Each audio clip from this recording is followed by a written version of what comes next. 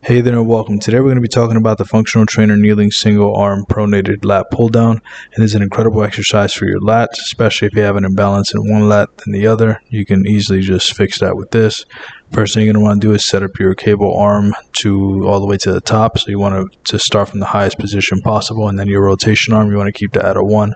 That way you're inside the machine instead of in the middle of the gym floor. Then you want to choose the appropriate weight. So make sure you can start off light and then slowly start to increase the weight every other week or so.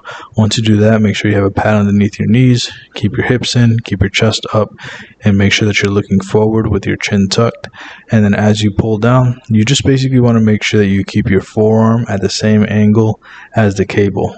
That's what's going to give you the best muscle activation when it comes to your lats. But before we continue, here's a word from today's video sponsor.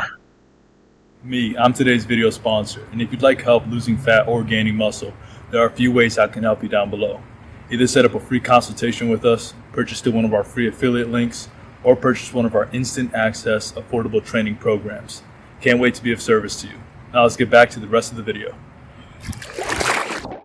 One key point you want to make sure you do correctly is make sure that you're actually allowing your scapula to protract and elevate. So you actually want your protract to elevate as you're going up, meaning that you want to make sure that you're reaching up and allowing the lats to stretch. And then when you're pulling it down, you want to make sure that you're contracting your lats by depressing the scapula and pushing your shoulders down. Those two things are crucial when it comes to doing any lat pull down variation. Another key thing that I want to just touch on is when you're doing this exercise, doing a slight rotation, like towards the arm that you're working with the opposite shoulder, just kind of like rotate the torso just a bit. Trust me, this makes the contraction so much more deeper, because that's when your lats are fully short. You need to be in some type of trunk rotation slightly. I'm not saying like do a full rotation, like spin around in a circle. Just make sure that you're rotating just a bit. I'm doing it here just a little bit, but you could do it even a little bit more than this. The main thing you want to make sure you're doing, though, is that you're actually contracting that area. And the only way to do that is by depressing the scapula. You have to do that. Now, let's just work our way down from the bottom.